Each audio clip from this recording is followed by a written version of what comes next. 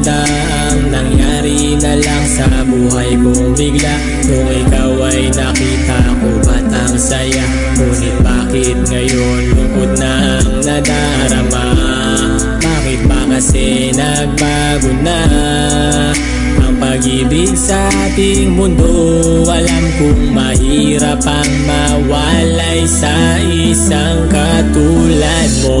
Bakit ba ganun? Hindi ko maintindihan. Ang relasyon sa simula lang ba maganda yun? Pag nagtagal ay hindi mo malaman kung bakit ba minsan ay parang may kulang na. Siguro kahit di natin ito gusto, ay may naghihintay pa dun sa isang mundo, at siya na ang magbukas ng pintuan. Ay kaso yung sa atin naman nasaraduhan.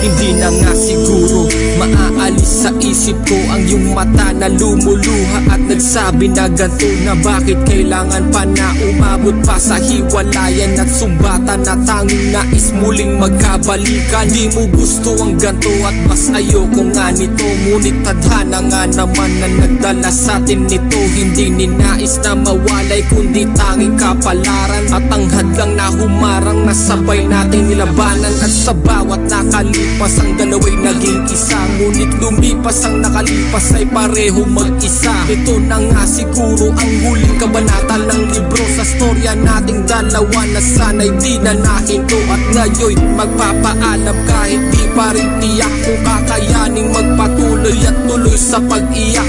At matapos ang huling halik, bitaw sa iyong kamay, sabay pinunas ang iyong luha at sabit sa iyong puso ay